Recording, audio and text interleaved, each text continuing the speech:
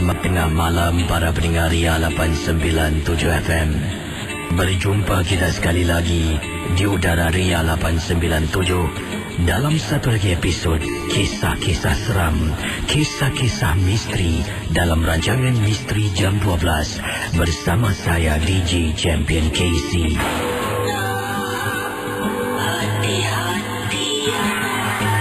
Saudara, sebelum kita mulakan dengan kisah-kisah pada tengah malam ini, di sini Kisi ingin mengingatkan anda semua, janganlah mudah kita percaya kita terikut-ikut dengan apa yang diketengahkan dalam rancangan Misteri Jam 12. Ingatlah, setiap kisah harus kita anggap sebagai satu hiburan sahaja.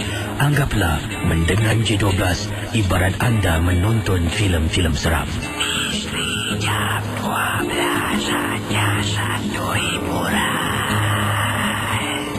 Sekiranya kalau anda mempunyai pengalaman misteri, anda boleh hubungi saya di 669118897. Anda juga boleh kirimkan SMS anda kepada saya dengan kodnya gelap KLUB, jarak nama anda, kisah misteri ada, dan hantarkan ke talian 72346. Ingat, sekali lagi, Misteri Jam 12 hanya satu hiburan saja. Kalau anda rasa takut, matikan radio anda. Misteri Jam 12. Soul Renovation Contractor. Kunjungi cawangan mereka di nombor 423 Changi Road atau hubungi 6742-6671. Promosi pakej kabinet dapur 20 kaki lari dengan harga $1,988 beserta pintu kabinet soft closing bernilai $300 percuma. Ria 897 MM. Kisah-kisah yang anda dengar merupakan misteri Jam 12. Tidak ada sebarang bukti yang boleh mengesahkan kebenarannya.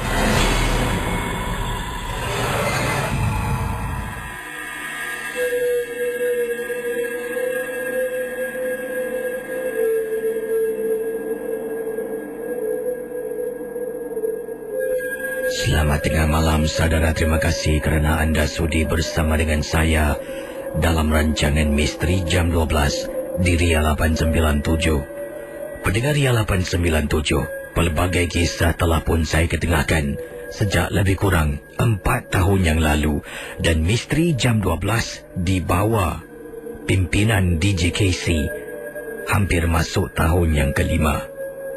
Jadi macam-macam kisah yang telah pun diketengahkan dalam negeri, luar negeri, di Singapura, di Malaysia, di Indonesia, di mana sahaja pernah dibacakan.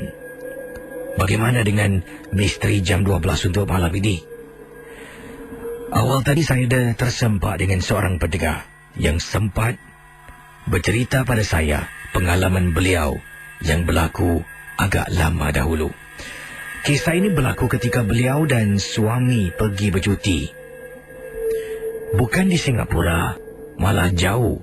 Mereka bercuti di Australia lebih kurang 10 tahun yang lalu.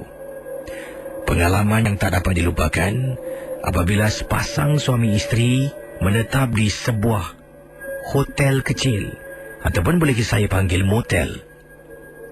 Mereka ataupun pendengar yang ceritakan pada saya lah, sepasang suami isteri ini memberitahu 10 tahun yang lalu bila mereka pergi bercuti, mereka dah buat keputusan tak nak bercuti dan menetap di hotel mewah. Mereka nak lakukan backpacking, mereka nak lakukan road tour dan sebagainya. Jadi mereka menetap di sebuah motel yang murah.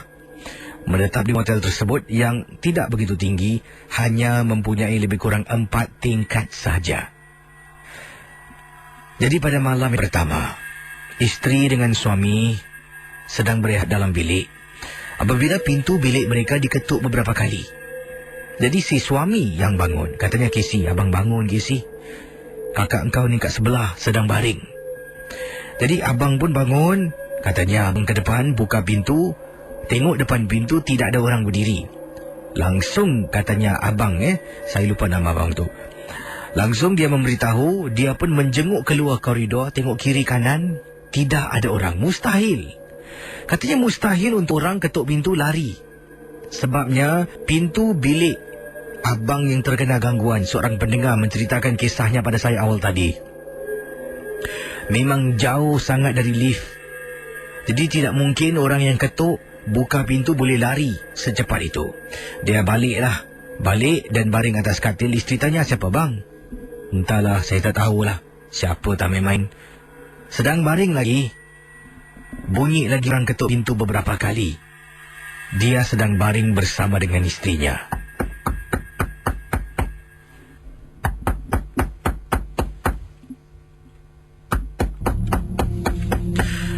Jadi saya teruskan kisah. Kisah yang saya ceritakan ini bukanlah dari email, bukanlah dari SMS, tapi dari seorang pendengar yang berjumpa dan sempat sampaikan kisahnya pada saya awal tadi. Jadi katanya, kali kedua bila orang ketuk pintu, saya malas nak bangun, kata suaminya. Saya malas kisah tak kuasa. Isteri pula kata, bang pergilah tengok bang. Tengoklah siapa ketuk tu bang. Mana tahu orang hotel ke? Jadi suaminya, saya tak kuasa awak nak, awak buka. Isterinya pun bangun, menuju ke arah pintu tersebut. Dengan perlahan tangannya membuka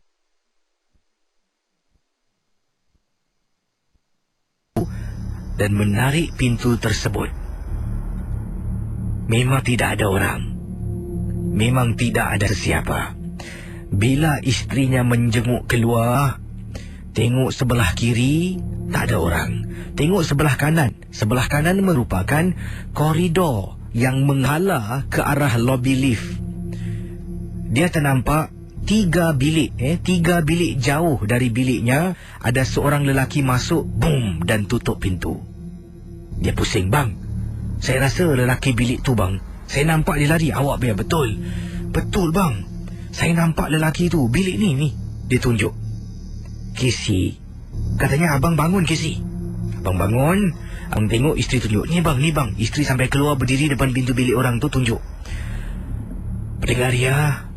Ketika isteri saya sedang tunjuk sambil tengok saya, dia berdiri depan pintu orang yang ketuk pintu. Dia mungkin dia rasakan sebab isterinya kata nampak orang lari masuk dalam bilik tersebut.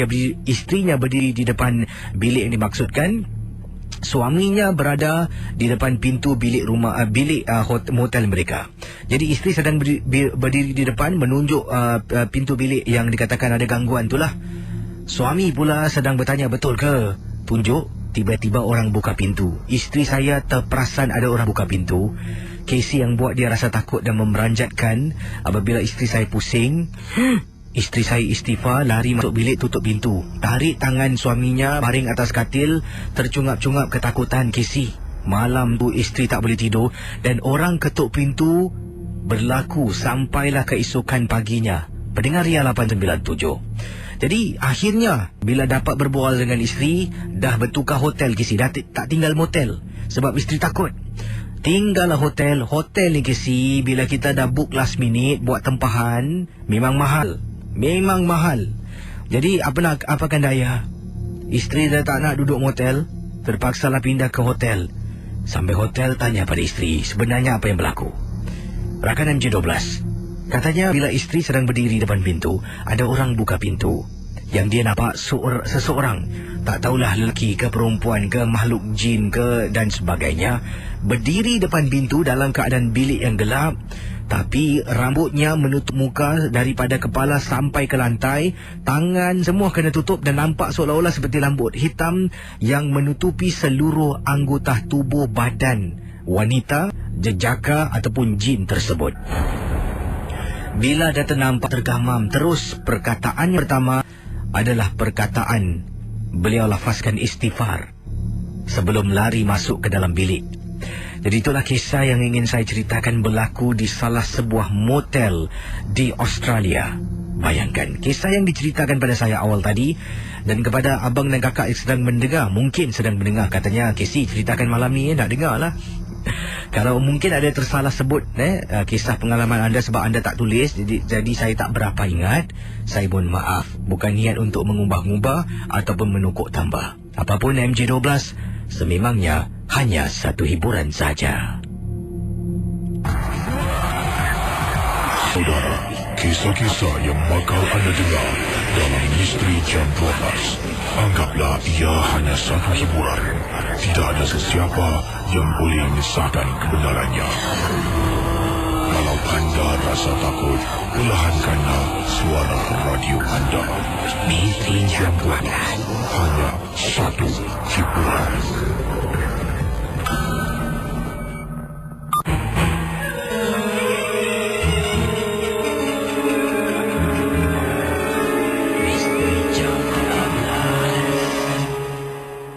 Jadi itu kisah yang pertama telah pun saya bacakan, bukan bacakan tapi saya sampaikan kepada anda yang diceritakan pada saya awal tadi.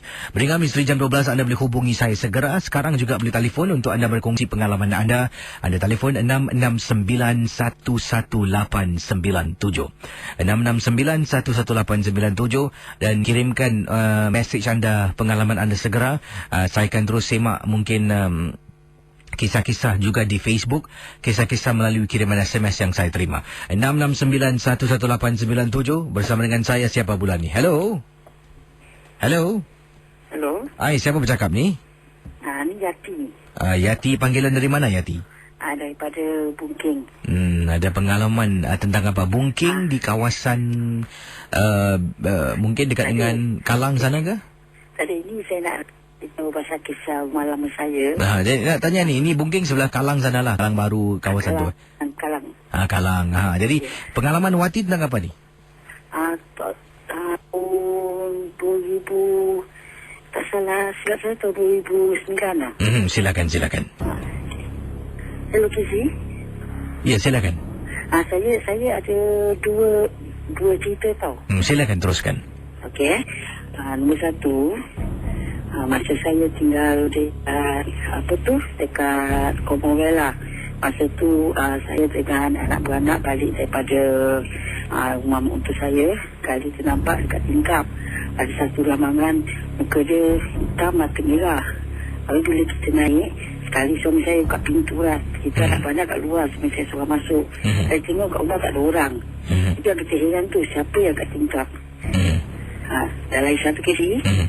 Hello? Ya, silakan teruskan. Lagi satu, masa saya kerja dekat Zana HP komputer. Masa tu saya dah lambat lah. Sekali saya jalan, kali luar panggil nama saya 3 kali tau. Habis saya tak tengok belakang lah. Habis saya di atas, kata kakak tu, kakak asal kau tak terjungat. Habis saya ada orang panggil nama saya. Habis dia cakap, ada yang kau tengok tak, kau tulis belakang kak? Saya cakap, tidaklah, nasib baiklah kata kakak tu. Saya kata apa? Kalau kau tulis belakang, nanti benda tu panggil kau ikut dia, dia cakap. Saya tak kira tu, rumah saya tu, kenapa tu? Pasal lambangan, muka dia hitam tau, tapi mata merah. Itu yang saya lihat tu kat Commonwealth. Itu saja cerita saya. Terima kasih. Terima kasih ya Kak Wati. Baik, kita teruskan dengan pemanggil kita selanjutnya di 669-11897. Saya minta kerjasama kepada pemanggil-pemanggil. Kalau ingin bercerita, tolong matikan suara radio di latar, ya, dan juga tolong anda bercerita tu biar jelas dan suara anda supaya senang ya untuk kita mendengar kisah yang ingin disampaikan. Ya, baik, kita terus dengan pendengar kita di hujung talian. Hello. Hello Ria. Assalamualaikum. Waalaikumsalam. Siapa tu? Kak Salma sini. Kak Salma. Panggilan dari mana Kak Salma? Saya sebenarnya digelar Salma Bungkit. Tapi sekarang saya dekat Bukit Merah. Jadi Kak Salma, pengalaman Kak Salma tentang apa? Silakan. Ini kisahnya, dah ke udara ya? Sudah ke udara. Oh, ya, terima kasih. Pengalamannya lama Saya banyaklah pengalaman-pengalaman yang mengeri-ngeri kan. Tapi saya ambil satu ni kisah lama, kisah penanggal. Oh, penanggal? Penanggal. Wah, ini berlaku tahun bila kalau tidak keberatan? Tahun ni tahun dalam 60-an, awal 60-an. Jadi kalau 60-an tu adakah di sebuah rumah kampung ataupun? Ya, rumah kampung. Waktu tu saya tinggal dekat Lorong Kuaman. Lorong Kuaman di mana tu? Lorong Kuaman tu daerah macam sekarang tempat tu jadi macam Cisco punya tempat tu. Oh. Cisco tu kira paling lebar tapi saya bagian Lorong Kuaman. Bangunan Cisco kawasan tu lah dulu kampung lah. Semua kampung, Jalan Lorong Mat Ali, Lorong Katijah, Jalan Afifi, semua kan. Jadi pengalaman di Lorong Kuaman ni penampakan makhluk penanggal dipersilakan. Saya sendiri. saya ni mulut celupan lah Waktu itu kalau orang kahwin, kalau ada majlis kahwin, orang-orang kalau ada duit semua kan, dia orang bikin macam dinner, ada joget moden semua kan. Joget moden, dia orang macam dulu belum bertamadun lah kira dulu mesti ada minum-minum keras semua kan, ada table kan. Jadi saya memang suka dengan tengok joget moden ni kan. Suka kalau ada rencana sana gini, kalau dengar dia orang kahwin saya pergi. Jadi saya bertiga lah, saya, kakak dengan makcik. Dalam tu orang kahwin tu kat lorong Katijah. Jadi saya kat lorong kamar, jalan ICV tu jauh sekali perjalanan tu, jalan gelap lah macam kampung pokok tak ada lampu, jalan macam lorong, jalan kat jembatan, cucian mak sengaja nak tengok joget kan. Joget, jadi kita pergi. Jadi bila sampai kat kawasan Roman Ali tu memang tak ada rumah kampung semua, dah memang gelap gelita lah malam kan. Waktu pukul 7 pun memang dah gelap gelita situ kan, tak ada lampu lanting semua. Jadi saya nampak benda terbang. Terbang tu dia bunyi tau, bunyi kerincing gitu macam lonceng. Bila lonceng tu macam cantik lah, macam berjura-jura, macam kala-kala lampu-lampu itu. Cantik masa dia terbang tu, cantik sekali. Warna-warni. Jadi saya ni, yang berdua ni, kakak dengan makcik tak menegur. Jadi saya bilang, apa tu cantiknya benda tu? Saya bilang gitu tau. Jadi tak semena-mena macam titisan, jadi bersama saya sekarang ni. Titisan darah dia tu, darah-darah nanah tu, semua kena kepala saya. Kena kepala saya, busuknya bau kesi. Allah, tak boleh tahan. Jadi waktu kata kakak ni, waktu kepala penanggal tu titisan mungkin keluar, cabut lah usus-ususnya semua terkeluar tu, tergantung. Titisan darah tu terkena. Anda sedang berdiri di mana sekali lagi? Berdiri sampai jalan nak tengok joget tu. Tengah jalan bertiga. Bertiga jalan je, saya tengah-tengah. Jalan bertiga menuju tempat yang pesta ni lah. Jadi boleh saya bayangkan sekeliling tu penuh dengan rumah kampung, dengan hutan-hutan jugalah. Memang rumah kampung, belum ada rumah flat ni. Memang lampu lanting pun tak ada, alatkan lampu rumah orang-orang tu je, cahaya lampu. Jadi kemudian dah kena titisan darah tu, apa yang berlaku, silakan. Baunya tak boleh berlendir, bau busuk kan. Jadi saya bilang kakak terbalik lah, jangan tengok joget lah, saya tak tahan lah, berlendir lah baunya. Jadi nak patah balik rumah kita, memanglah jauh lagi kan, memang jauh sekali perjalanan tu kerana sana hendak sangat kan. Jadi balik je, bila mak kita tak tahu yang tu penanggal ke apa kan. Jadi balik je, bilang dengan mak, kata mak, itu kau nak tahu itu penanggal. Jadi mak cuci lah, maklumlah kita dulu tak ada payet kan. Jadi kita kan air tempayan yang kita angkat daripada payet gaman kan. Ada kan payet tu, air yang ada kat kolah-kolah tu lah mak cuci kepala kita dengan sabun dengan apa. Dah dia hilang, dia bau pun tak hilang, masih melekat dia kat kepala saya. Jadi lepas dalam beberapa hari, tajam tu kesi, dia nanah-nanah tu tajam. Dia menjejas kepala saya, sampaikan kepala saya melonyok macam kudis gitu macam. Hancur sekali kat kepala ni, sampai mak saya botakkan kepala saya. Nak kasih benda tu kering, baik kan. Kalau tak dibotakkan kepala saya tak boleh, tak kena angin. Kata mak kalau kena rambut nanti memengkam lagi, bertambah meribak kan. Jadi terpaksa dibotakkan lah kepala saya. Sampai kan cari ubat sengse. Dulu susah kan dengan doktor-doktor semua kan. Dengan doktor susah, macam sekarang senang pergi doktor, minta injection aja dah okey kan. Lagi sekarang pun tak ada benda yang berlaku lagi kan.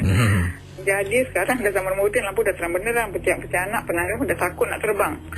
Jadi memang kampung tu, jadi saya dalam mengalami benda tu, sakitnya menderita saya berbulan-bulan. Sampai saya 7 jam, saya tak salah, saya baru darjah 1 ke darjah berapa lah, masih darah sunti lagi tu macam. Darah sunti kan. Jadi nak baikkan dia, cuti sekolah lama-lama sampai nak baikkan kepala, kena botak kepala. Jadi titisan mungkin darah ke nanah daripada makhluk tersebut tu yang membuat anda mengalami perkara yang tidak senang lah benda tu macam beracun lah. Nanah darah tu macam beracun. Kena titisan dia macam tangan kita tu macam boleh jadi melepuh-melepuh. Jadi apa yang membuat kakak rasa itu adalah darah ataupun titisan daripada penanggal? Saya rasa memang sebab dia baunya busuk. Belendir kan, macam kita macam kalau budak-budak di kudis kepicit nanah macam belendir gitu kan. Kali-kali tu kan. Jadi saya balik, saya sapu kepala saya macam melekit-melekit, belendir macam jejas macam rotak saya terus. Sampai sekarang kepala saya waktu macam saya selalu bisa kepala agaknya apa tu, jangkitan dulu punya agaknya. Sekarang saya selalu sering sakit kepala je sini saya.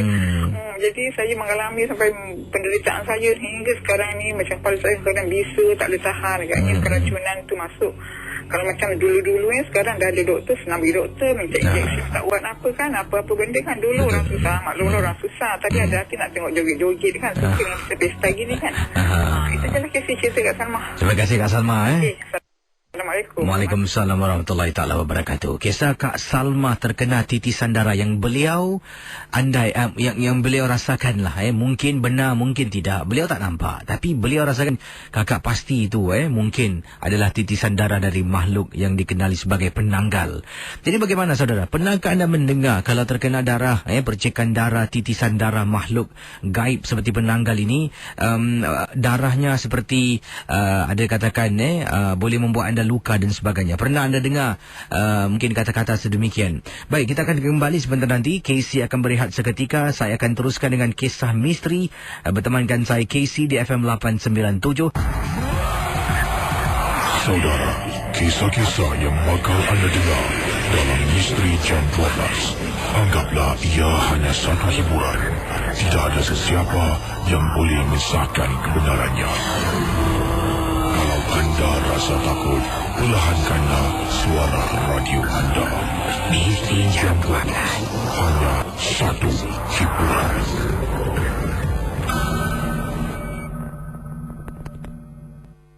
Bagi pendengar Ria 897, kita teruskan kisah dalam MG12 di FM 897. Yang ini daripada kiriman pendengar kita. Dia kata sini, Makrib Kul, kisi kawasan Lavender ni hujan renyai-renyai lah. Wah. Ini daripada Anita kata, bro Casey, rumah saya hujan lebat. Anita, macam saya tahu awak tinggal mana. Rumah saya hujan lebat. Cakaplah rumah saya di Clementi ke, Commonwealth ke, di Jurong ke. Baru saya tahu. Juga rakan-rakan di Facebook, terima kasih yang sedang memantau. Dan saya akan cuba simak di manakah hujan. Tadi awal tadi ada yang mengatakan di JB, kawasan Johor Bahru, hujan lebat serta angin bertiup kencang. Wah, bagaimana? Ini kiriman mesej yang saya terima dengan kodnya Club KLUB.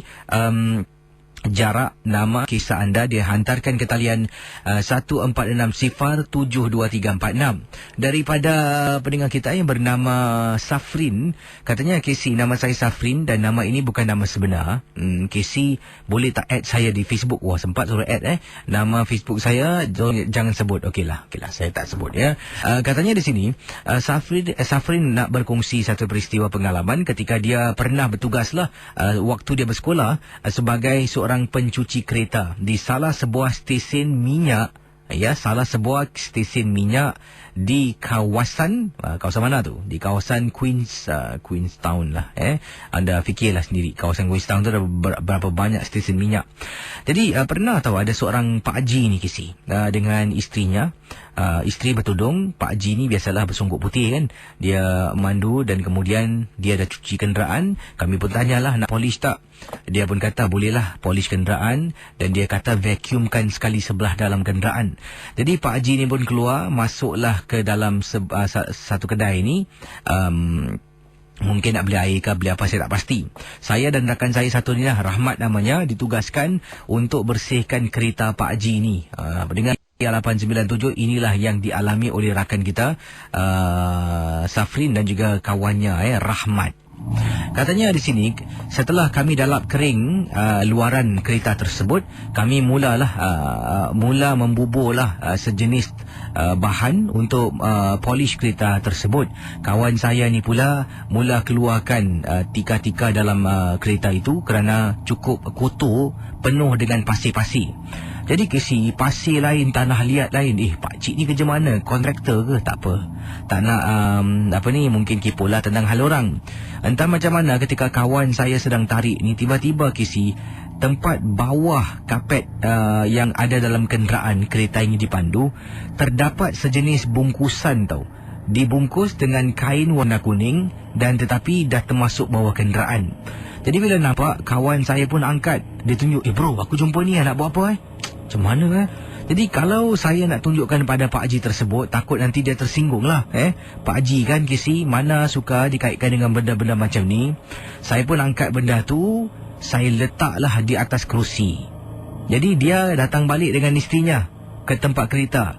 Ni konon-konon nak tengoklah apa kami buat dan nak berbual. Sedang saya berbual dengan Pak Haji ni, Casey, katanya Safrin, tiba-tiba Casey, dekat belakang isteri yang sedang berdiri mula menari-nari. Dia mula berjoget, entah lagu apa kami putarkan, tapi dia mula menari seperti tarian kuda kepang. Katanya di sini, Jadi suami tengok, astagfirullah, suami inilah Pak Haji ni istighfar berkali-kali dan sebut nama isterinya tak layan, masih lagi berjoget. Kemudian barulah saya dengan kawan saya memberitahu, minta maaf Pak Haji, tadi saya nak kemas kereta Pak Haji, saya nampak ni kat bawah.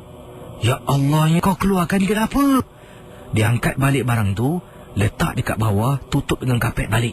Barulah isterinya tidak lagi menari dan kembali macam biasa. Jadi saya muskil ke si, nak tanya panjang dah kena marah. Kami terus polish sampai habis. Kami dah bersihkan dalam. Kami serahkanlah baliklah kunci kepada Pak Haji tersebut lah, yang suruh kami pegang awal tadi. Sebab nanti kalau nak buka belakang ke, kalau pintu terkunci senang untuk dibuka. Jadi yang mengherankan kisi, setelah Pak Haji tu pergi, apakah bungkusan yang diletakkan di tempat duduk belakang di bawah kapet kisi? Saya nak tahu sangat-sangat. Bila dibawa keluar, mungkin isterinya ternampak, dia mula menari-nari kisi. Itulah yang membuat kami takut. Tapi Pak Haji tu pun marah-marah pun baik hati ke si, dapat tip $10. Terima kasih dari Safrin, merupakan pendengar yang berkongsi kiriman beliau. Terima kasih pada Safrin dan terus bersama dengan saya Misteri Jam 12.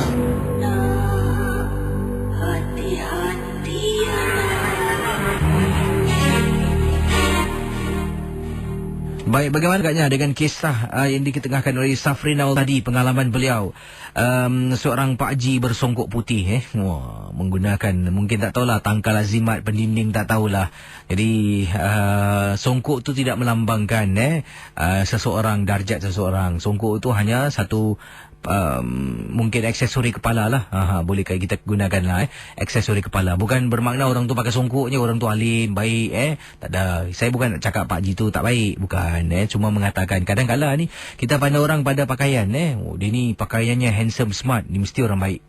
Pakaian ni compang-camping, bajunya kotor, t-shirt, rambutnya berserabai, mesti dia ni tak belajar tinggi. Tengok, tak boleh cakap macam tu. Brother Bo, rock pun tetap nampak sampai universiti. Jadi tak bolehlah kita kaitkan dengan orang-orang, mungkin pakaian dengan, kita tak boleh. Yang penting jangan stereotype lah. Baik, tadi kisah seorang pendengar berkongsi lah. Safrin kata seorang Pak Haji ni yang mungkin ada sesuatu dalam kenderaan. Adakah benda tu yang dipasang di bubuh, diletakkan di tempat duduk belakang tu sebagai satu pendinding supaya isterinya tidaklah terkena gangguan, ataupun bagaimana? Apa kata anda? Kita terus jawab panggilan di 669-11897 dalam rancangan Misteri Jam 12.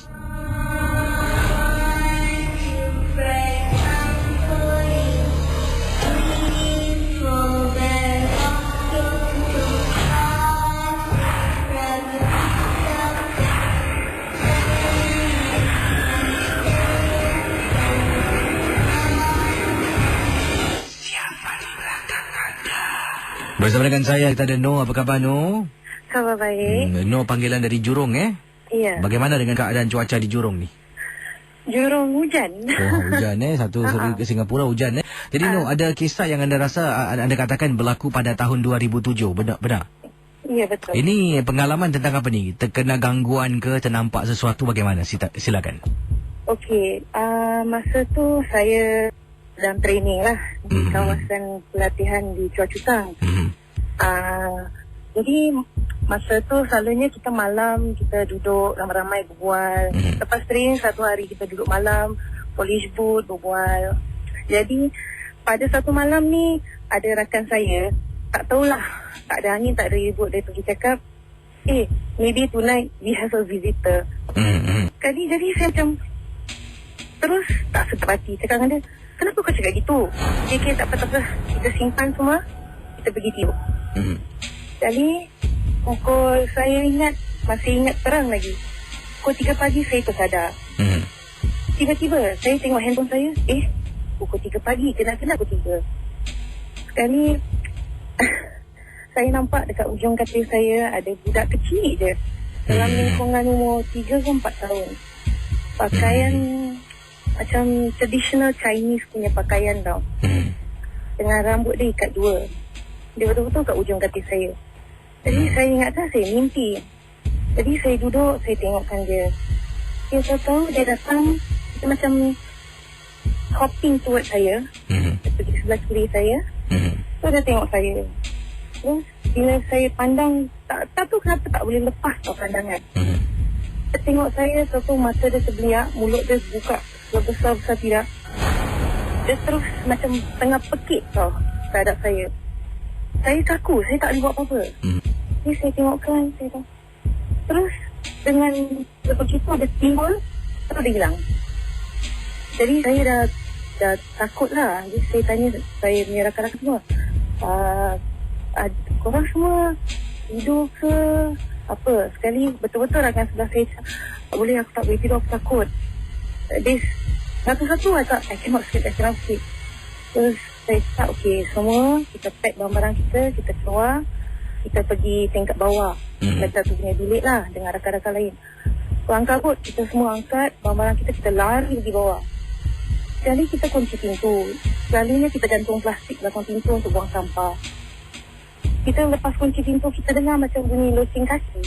Macam dia tengah main-main kat luar. Pasal kat luar ada railing besi. Dengar macam dia tengah duduk, dia tengah hayun-hayun, kaki dia langgar-langgar dekat besi tu tau. Jadi kita semua tak tidur, semua macam berkumpul, menggigil. Sekali dia cuba buka pintu, Casey, boleh nampak dia punya handle bergoyang, plastik dia pun bergoyang tau. Jadi saya tak tahulah, saya tergerak hati, saya telefon abang saya. Tak tahulah kenapa kejap aja saya telefon, tak satu ring dia dah angkat, dia tanya saya, what happened? Terus saya ceritakan kat dia cakap, okay, you on your speaker, abang mainkan ayat kursi satu malam. Jangan off handphone. Dengar tak? Satu malam lah on speaker. Tapi lepas tu Casey, macam-macam terjadi. Saya mengamuk kat kelas, meja semua saya terbalikkan. Terus abang saya kena datang ambil saya, bawa pergi, macam nak cakap, bawa pergi pakar lah. Berobat lah. Bawa pergi berobat. Tak tahulah, saya tak tahu apa terjadi. Cuma saya tahu bila saya sadar, badan bisa-bisa. Lepas tu cuma datuk tu cakap lah, dah, dia dah baik, bawa dia balik. Jadi gangguan anda terkena gangguan tu satu malam suami anda putarkan ayat suci lah. Abang anda ni putarkan CD ayat suci lah untuk menemani anda sampai anda terlelap. Jadi bila dapat bantuan pakar tu, bagaimana dia membantu anda? Adakah dengan mungkin kalau tadi seorang Pak Haji tu ataupun seorang Pak Cik tu lah meletakkan satu bungkusan di bawah tempat pemaidani dalam keretanya, kalau anda pula bagaimana? Adakah anda terima sesuatu yang mungkin diberi pada anda, ataupun ada bacaan-bacaan tertentu ke, ataupun macam mana? Apa yang dilakukan sebenarnya oleh pakar tersebut tu? Beri air lah untuk minum, untuk mandi, untuk bersihkan badan lah. Tapi gangguannya tak berhenti di situ. Pasal saya MC lah 2 hari kan. Pasal saya punya officer pun risau. Dia cakap, okay, you go home, you go rest. Tapi bila saya balik, terjadi lagi. Saya mengamuk lagi. So, sampai hampir-hampir lah di bulan training. Tapi saya punya officer, pasal bukan saya seorang aja yang kena ganggu. Banyak orang yang kena ganggu. Dengan sama makhluk yang pakai loceng kaki. Dia bergerak-gerak. Boleh dengar malam-malam nanti dia hayun-hayun kaki dia kat besi. Siang hari pun kita boleh dengar. Baik, terima kasih pada anda kerana sudah berkongsi. Terima kasih kembali. Saudara, jangan ke mana-mana. Sebentar nanti ada kisah yang ingin saya sentuh dari kiriman SMS yang saya terima. Anda bayangkan mungkin ada di antara kita, di antara anda yang sedang mendengar rancangan Misteri Jam 12. Tinggal di sebuah unit rumah lah, rumah flat, rumah anda. Jadi rumah anda ni bila anda buka pintu boleh nampak lift. Pintu lift buka tutup, siapa keluar masuk dari lift boleh nampak. Siapa pendengar-pendengar yang tinggal daripada rumah anda boleh nampak lift lah. Nampak pintu lift. Bila pintu lift terbuka, anda boleh nampak bahagian dalam lift tersebut lah. Ada orang diri ke, ada orang sedang mungkin baru masuk ke dan sebagainya. Akan ada satu kisah yang dialami oleh seorang kakak sebenarnya, berkongsi pengalaman peristiwa yang menakutkan. Dan akan saya beritahu anda, kisah ni agak unik sedikit lah. Jadi anda jangan ke mana-mana.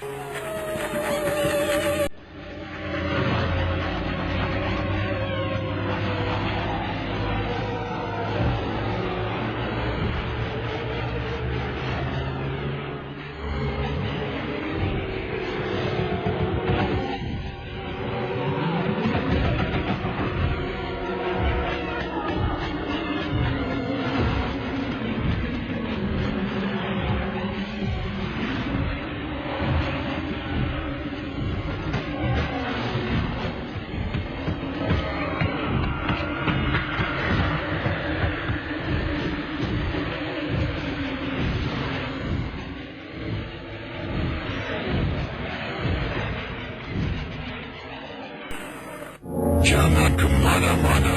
Lebih banyak kisah-kisah misteri akan bersama anda sebentar nanti. Baik, yang ini kisah tentang lift. Kisah ingin disentuhkan, yang ingin saya sentuh di sini. Pengalaman yang dialami ini memang katanya memang menyeramkan lah. Daripada mana ni? Nama beliau ini dia. Daripada Kak Sal, Kak Sal berkongsi, kata Kak Sal pengalaman peristiwa berlaku di rumahnya di kawasan Pasir Ris. Seperti yang anda tahu, yang telah pun saya sebutkan awal tadilah, rumah Kak Sal ini, dari pintu rumah ruang tamunya tu kalau duduk boleh nampak pintu lift, dan bila pintu lift terbuka boleh nampak bahagian dalam lift. Inilah kisah yang menyeramkan.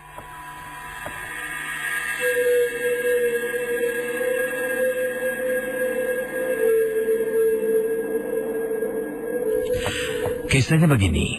Waktu itu Casey, beberapa kali Kak Sal ternampak pintu lift di rumah Kak Sal di tingkat 4. Cuba nak tutup tetapi tidak boleh. Seperti ada sesuatu menghalang mungkin bahagian bawah pintu lift.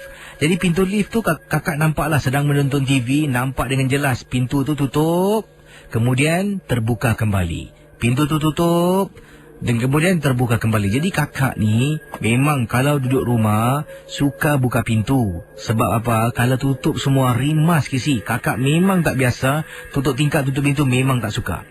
Bila tidur malam pun akan gunakan kipas dan buka tingkap seluas-luasnya melainkan hari hujan.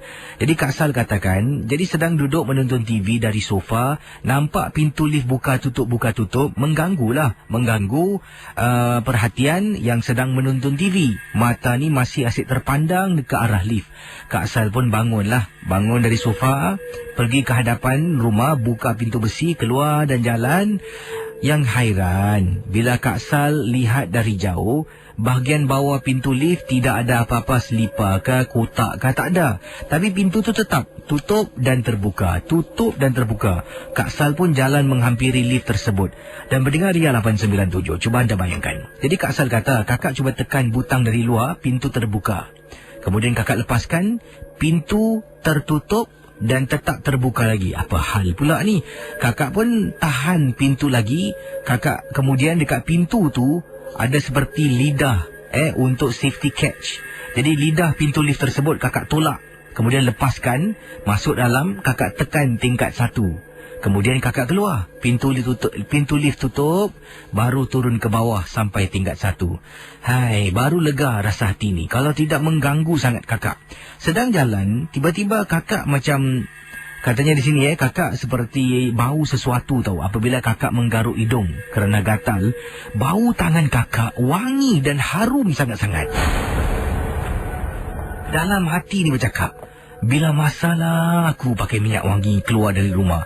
Tapi kisi kakak bau buat kali kedua sampai depan pintu. Memang kisi jari telunjuk yang kakak tekan butang lift tu wangi sangat-sangat. Jadi kakak pun tak nak fikir panjang, tak nak fikir yang bukan-bukan. Kakak masuk dalam rumah dan tutup pintulah. Dah mengantuk nak tidur.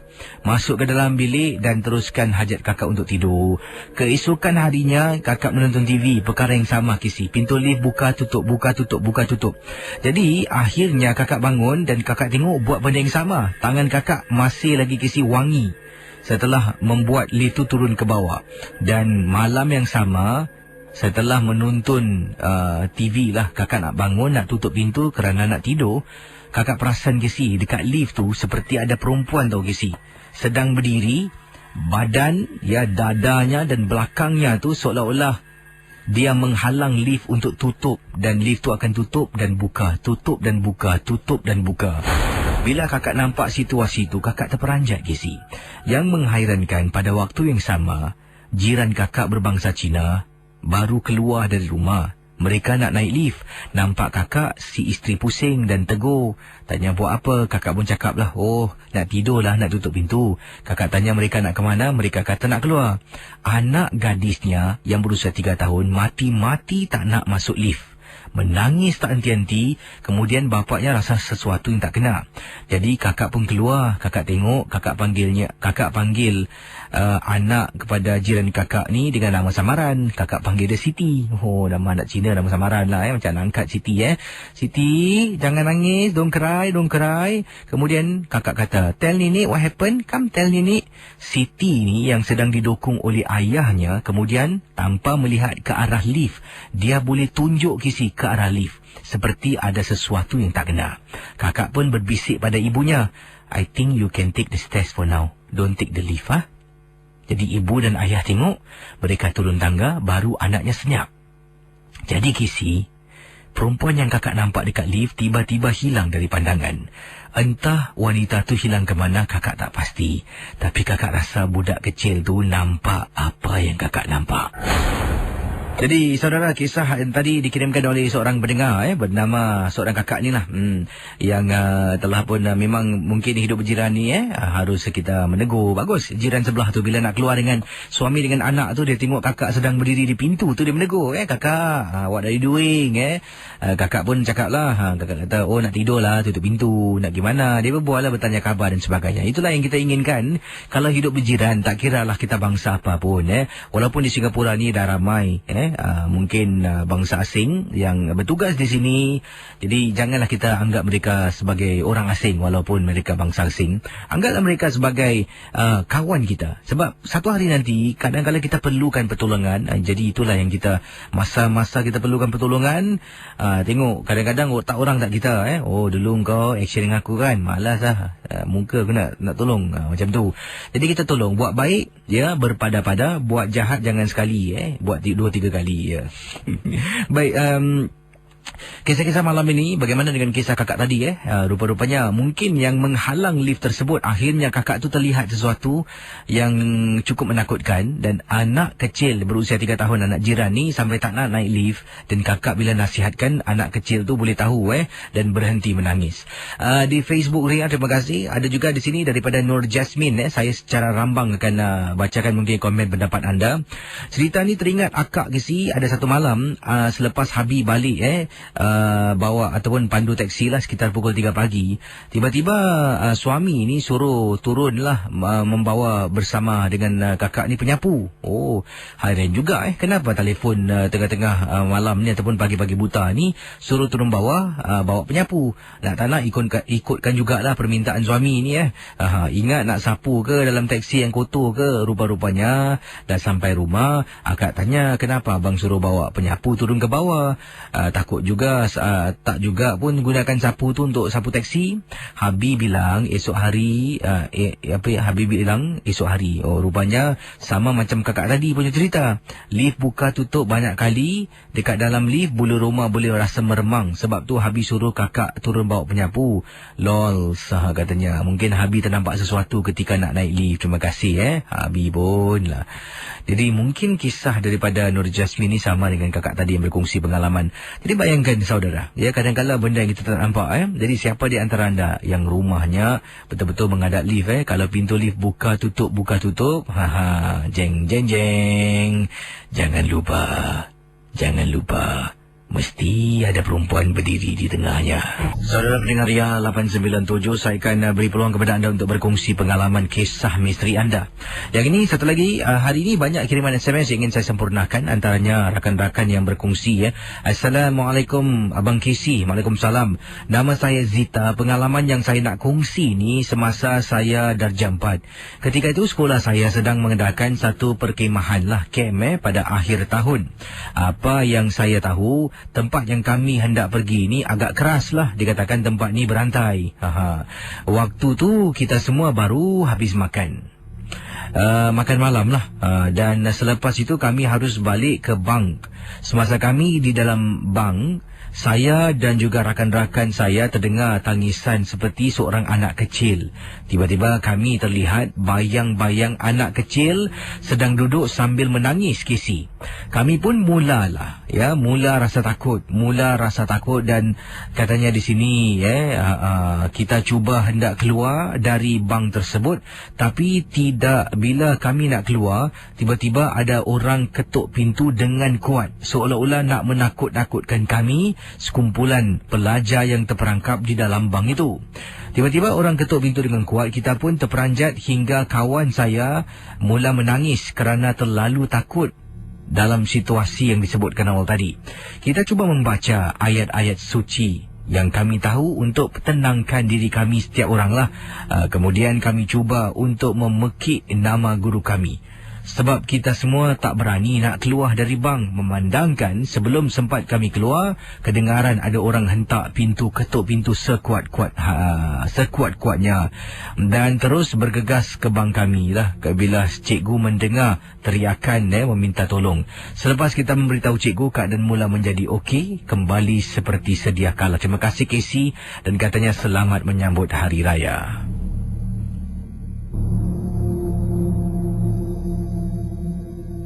Dan kita jawab panggilan-panggilan di hujung talian, silakan. Hello, selamat pagi. Selamat pagi. Siapa bercakap ni? Ringo. Ini panggilan dari mana, Ringo? Daripada Macpherson. Hujan tak Macpherson? Hujan, Jadi pengalaman anda, Ringo, tentang apa? Silakan. Saya cuma nak cakap yang suatu hari tu saya pergi mancing dekat salah sebuah kawasan dekat Punggol. Dan saya mancing tu dia macam terperasan ada benda terbang daripada atas pokok. So fikir cuma burung besar, burung biasa lah. So at the first place otak pun tak ingat apa-apa kan. Saya datang untuk cari rezeki yang malam. So dan saya pergi 2 orang dengan saya ke kawan. So kawan saya cakap, Wan, jangan tegur apa-apa So saya cakap okey lah. So the second time dapat kena kata dekat joran. Tarik kosong. Saya buat wudu. Dah buat wudu tu ada macam perasan kat belakang ada putih lah dengan diri dan pupuk. Habis saya macam cakap ada kawan lah, macam tak kena hati kan, macam nak balik apa. Saya cakap tak apalah, saya mancing je. Mancing berapa minit tu dekat sebelah kita ada orang macam kerasukan itu lah. Dan saya cakap dengan saya kawan lah, macam kita balik kan, kita belah dari sini. From there kita belah sampai sekarang ni saya masih teringat lagi cerita-cerita dia. Itu je satu pengalaman. Terima kasih ya. Okey, salam. Baik, pendengar ya, cakap tentang Punggol, ada kisah tentang Punggol yang ingin saya ketengahkan sebentar nanti. Yang ini kiriman SMS daripada seorang rakan. Kata beliau, katanya di sini KZ, saya pernah mencuba berlari-lari anak, jogging. Berlari-lari anak dari kawasan rumah saya di Punggol. Saya jogging, berlari-lari anak memasuki kawasan Punggol. Kemudian saya jog sampai Punggol Marina, di kawasan Punggol Marina lah. Jadi bila berada di kawasan Punggol Marina tu, sampai sana dia berehat lah, mungkin minum air, melihat pemandangan yang indah. Kemudian hujan lebat. Bila hujan lebat, beliau tak boleh balik. Jadi apakah kisahnya? Akan saya sentuh sebentar nanti. Anda jangan ke mana-mana. Kiriman daripada Hakim yang berkongsi pengalaman berlari-lari anak dari rumahnya di Punggol sampai Punggol Marina. Jadi apakah pengalaman? Mungkin anda pernah lalu kawasan itu sampai Punggol Marina. Akan saya kembali sebentar nanti. Mungkin pendengar-pendengar di Malaysia tidak tahu di manakah tempatnya Punggol Marina ni. Dari kawasan estet perumahan Punggol merupakan estet perumahan yang terbaru di Singapura. Banyak juga flat-flat yang baru nak didirikan. Ada yang baru berpindah di sana, ada dalam proses peningkatan ataupun proses nak didirikan rumah tu. Ada juga tanah lapang, banyak hutan-hutan dan sebagainya. Daripada estet perumahan Punggol, kalau anda memandu naik ke Punggol N, di sanalah terdapat banyak semak samun, hutan-hutan yang masih belum disentuh lagi untuk projek-projek akan datang. Jadi daripada rumah nak ke Punggol Marina, sebab saya pernah ke sana, akan laluilah kiri kanan hutan, jalan raya yang sunyi. Bila masuk dalam tu ada satu stesen LRT Saya tak pasti sekarang sudahkah ia mula beroperasi ataupun tidak. Tapi yang saya pergi dulu tu, stesen LRT tu memang wujud tetapi tidak beroperasi sebab tidak ada orang pun nak turun di sana lah. Belum ada kediaman lah. Cuma ada satu, Punggol Marina merupakan tempat mungkin ada banyaklah restoran-restoran di sana tu yang sebutkan tadi. Baik, dipendekkan cerita ni. Jadi sedikit pembayang lah ataupun sedikit informasi tentang kawasan itu. Jadi anda boleh bayangkan kisah. Jadi dari rumah, estate perumahan yang sesak dengan rumah-rumah flat ni, ada yang baru naik, ada yang sudah penuh disiapkan. Masuk ke kawasan Punggol N, kiri kanan hutan. Ya, jalannya berbukit-bukit lah. Turun bukit, naik bukit, turun bukit. Kemudian ada satu seleko, belok sebelah kiri ke kanan, macam tu lah. Masuk lagi kiri kanan hutan, dan barulah jalan terus, juga hutan dan juga penuh dengan lalang, sampai dekat ujung tu Punggol Marina. Jadi beliau ni jogging, berlari-lari anak sampai hujung Punggol Marina. Beliau berehat seketika, minum air, baru nak pulang, hujan lebat beserta guru menghambat beliau supaya meneruskan untuk pulang ke rumah. Waktu itu sekitar pukul 5.50 petang, katanya Hakim. Jadi bila dah hujan, satu tak selamat Casey, sebab kenderaan dah tak nampak kita yang sedang berlari-lari anak. Jadi bila hujan dah terlampau lebat, kereta tak nampak, memang berbahaya untuk saya jogging tepi jalan. Yang kedua, peti berdentam-dentum, kata beliau. Saya pun duduklah di Punggol Marina, saya makan, saya minum. Setelah itu, lebih kurang 7.20 malam, hujan dah mula renyai, dah hentilah. Peti pun tak kuat sangat. Saya pun keluar dan saya mula jogging balik. Dalam perjalanan saya jogging, saya terperasan di sebelah kiri penuh dengan lalang gisi. Apabila ternampak sekumpulan sekeluarga ni sedang berdiri di sebalik lalang tersebut sambil memerhatikan saya yang sedang jogging. Casey, yang saya hairan ni, di sebalik lalang tu sebelum tu ada pagar yang panjang. Pagar ini meletakkan papan tanda tidak boleh menceroboh hak tanah, katanya hak tanah pemerintah. Jadi dari mana budak-budak ni dengan ibu dengan bapa dia dapat masuk ke dalam kawasan larangan? Itu menjadi tanda tanya. Yang menghairankan saya lagi, saya dah lari jauh ni Kisi. Saya rasa lebih kurang dalam 50 hingga 80 meter. Bila dah jauh, saya nampak ahli keluarga mungkin yang sama berdiri di sebalik semak samun di belakang kawasan yang dah dipagar rapi. Macam mana mereka masuk, saya tidak pasti. Entah macam mana rezeki saya Kisi, kata beliau. Ada taksi yang sedang memandu keluar. Tiba-tiba seorang Pak Haji inilah yang hentikan kenderaan tepi saya sebab hujan masih renyai. Dia tanya, nak tumpang tak? Saya hantar balik. Saya pun kata, saya tak buat duit lah, saya jogging. Tak apa, naik, pakcik hantar. Saya pun naik. Kemudian dia tanya tinggal mana. Saya pun arahkan dia, dekat aja pakcik. Dia pun memandu. Sedang memandu, engkau ni buat apa? Jogging-jogging kat sini sorang-sorang. Tak adalah cik, saya nak saja je gaya hidup sihat. Yelah, gaya hidup sihat. Kalau dah ikut engkau, lagi masalah. Jadi saya terperanjat. Saya tengok pakcik ni, ingatkan nak tanya penuh lah Casey. Dia nampak apa saya nampak tak? Tak nak panjang cerita. Ya cik, saya minta maaf lah. Kau minta maaf dengan aku buat apa? Jangan lagi pergi tempat-tempat macam ni. Kalau nak jogging pun sebelum maghrib dah balik ya. Saya pun senyum. Bila sampai rumah, saya ucapkan ribuan terima kasih kepada pakcik taksi yang baik sangat hatinya. Terima kasih Casey dan juga selamat tengah malam. Siapa di belakang anda? Ingat nak telefon, matikan suara radio. Hello. Halo Casey, apa khabar? Assalamualaikum. Halo. Waalaikumsalam. Ya, silakan Pak Raden. Raden. Ada kronik kes ya? Ya, silakan Pak Raden. Ini Pak Raden nak cerita Casey. Antara kanak-kanak yang kadang-kadang ada juga kanak-kanak yang bukan serkap jarang dan bukan ada juga yang meneka dalam kesamaran. Ini Mas cakap, Pak Raden cakap dengan penuh kata-kata keikhlasan dalam bahasa Melayu yang baik ya. Ini sebenarnya Pak Raden cerita, Casey percaya tak? Ada juga wujud Casey seorang anak perempuan yang boleh merasakan sesuatu kurang baik kepada kekasih apa tak kasi dia ada abang dan pada kekasih pacar dia kasi. Seperti macam dia seorang contoh kemarin saya nak sebut pasal kasi, pada sebut pasal seorang lelaki tu kasi, dia ada adik perempuan, the only girls in the family. Tapi dia ada 3 laki adik, dia ni sebenarnya kasi tiga beradik, 2 laki-laki 1 perempuan. Jadi wanita ni adik dia yang 10 tahun ni kasi ada special gifted power kasi. Dia ada satu sixth sense, boleh tahu seolah-olah abang sulung dia yang girlfriend ni something wrong somewhere. Itu pasal kasi.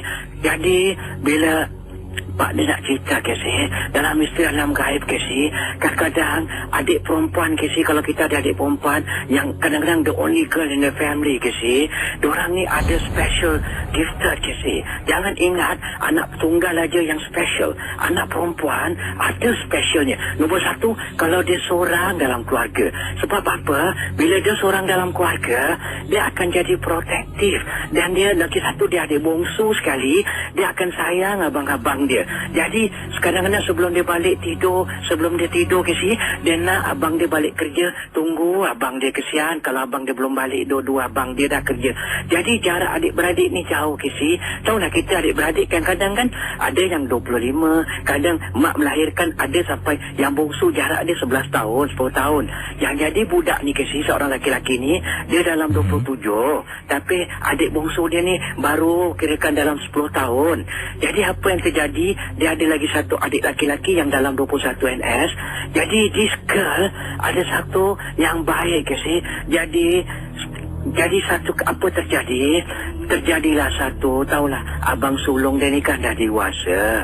Tentu ada perasaan, ada juga boyfriend, girlfriend. Jadi telah ada bercinta dengan seorang girl yang dia sayang kasi. Jadi apa terjadi bila dia bawa ini anak budak girlfriend ni dia ke rumah.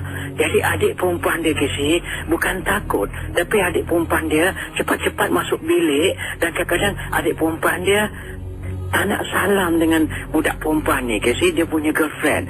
Jadi abang dia pun agak bimbang dan mak dia pun heran. Kenapa anak adik perempuan kau ni, anak bongsu aku ni menghindari ini girlfriend abang dia yang sulung ni?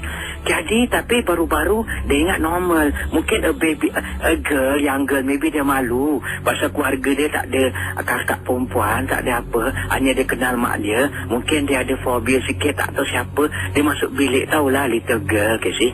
Jadi dia cuma tengok abang dia, abang dah balik Sekali bila abang dia cakap, ni kakak ni girl, kakak punya abang punya kawan. Dia cakap, okey adik lari Dia lari masuk bilik kasi. Dan bila dia masuk bilik, dia bukan kunci bilik dia sembunyi, dia tak nak keluar kasi.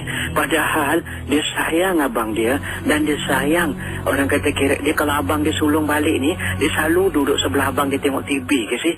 Ini satu-satunya the only girl in the family, dan dia amat menyayangi abang dia, dan dia susah nak berubah weird begini. Jadi apa yang terjadi? Tahulah kasi, kadang-kadang bila orang dalam bercinta, bila dia seperti tak macam belangkas, tak boleh berpisah. Jadi tiap-tiap malam kasi, sebab apa? Dia akan bawa girl ni datang rumah, kenal dengan mak dia, dan girl ni pun dah jadi kesayangan kepada ibunya. Tahulah the only abang sulung punya girlfriend. Diorang ni 3 beradik kasi, 2 laki-laki 1 perempuan. So jadi mak dia ni orang yang understanding. Jadi mak dia cakap nak datang boleh lah. Jadi untuk berkenal-kenalan. Jadi waktu seminggu sekali, 3 hari sekali, dia ni akan pick up, dia ada kereta, dia pick up girl dia lepas kerja. Diorang tak bersembang mana-mana. Diorang akan balik duduk di rumah, seperti dia macam apa tau, join as a family sahaja, walaupun ini hanya kekasih, tapi agar biarlah mesra dengan bakal mak mentua atau apa. Jadi mereka sopan kasi. Tapi yang anehnya, setiap kali kalau ada brother punya girl kalau datang, kalau hadir, anak perempuan dia, adik perempuan dia ni tak akan berbual, tapi akan diam dan akan duduk di dapur, kadang-kadang masuk bilik. Dan ini Dua tiga kali abangnya tak terasa something weird, tapi masuk kelima kali abang dia lepas girl dia dah balik, girl dia telefon. Girl tahu saya girl dia ni seorang perempuan. So it takes a woman instincts to understand much better to scan what happened to that little girl. My boyfriend punya adik perempuan ni. She's still a young girl. But why she try to avoid me the moment when I come? Kenapa dia selalu hindari aku dan tak nak berbual dengan aku? Tengok aku lepas tu masuk bilik. Kadang-kadang masuk dapur. Kadang-kadang lepas tu masuk bilik. Tak nak tengok TV. Padahal TV dekat luar. Jadi dalam keadaan dia chit-chat dengan dia punya boy, dia tanya, maaf I bukan nak marah, bukan tak suka pada you punya little girl, your little sister, but it seems that she hate me or she avoid me or what. She never come back. Whenever I come to see you at your home, duduk berbual dengan you gini, and she will never come out. She only see me, after that she come out and she never just don't bother about me, even talk to me. Jadi abang dia cakap, no, my sister mungkin like that, she don't want to disturb people privacy. Tapi abang dia terfikir balik, bila kawan adik dia yang lain, dia ada dua adik laki-laki, satu adik ni ada girlfriend juga, dengan adik girlfriend dia yang lain ni, Casey, lagi boy, adik perempuan dia begitu peramah. Jadi apa yang that woman sense, bila abang dia teringat juga, why my another younger brother punya girl kau datang kat sini, adik perempuan dia keluar, adik perempuan duduk sebelah and cakap-cakap dan gini, tapi why when come to my girlfriend, why she avoid my girl and dia masuk bilik dan tak nak berbual. Jadi dia sayang adik dia apa Casey, dia duduk, dia sebelum ini dia panggil adik dia cakap, dek mari sekejap dek, abang nak tanya, kenapa kalau abang punya girl datang, why my girlfriend come, you don't want to talk much, you avoid, then you never want to see her. After that, you not as friendly as your another brother. When come, you duduk sebelah, kadang-kadang you duduk berbual, you tanya-tanya, dan sometimes you mesra, you selalu tak berbual pun, you duduk sebelah dia tengok TV, you feel very comfort, sit next to her, even you don't talk. Jadi dia cakap apa, abang jangan marah bang, kakak yang girlfriend abang, orang kata adik tengok, orang kata ada something, kadang-kadang adik ikut dia bang, dekat wajah dia, dekat belakang tu ada something macam ada perempuan lain ikut dia. Bila ikut aja kadang-kadang tengok macam ada hide and seek dekat belakang dia, jadi adik takut. Jadi Casey, rupanya Casey, perempuan ni sebenarnya dah lama ada bayangan halus ikut dia. Jadi adik perempuan, but dia cakap dengan adik perempuan dia berkata, are you telling lie? Are you really tell the truth? Adakah kau betul ke adik kau cakap gini? Jangan tuduh akak tau, my girlfriend. Cakap tak ada, adik cakap jujur. Adik macam takut, macam adik ternampak ada another lady just behind her, like to hide and seek and look at me. After that disappear, after that can see behind her body bag. Betul ya Casey? Assalamualaikum.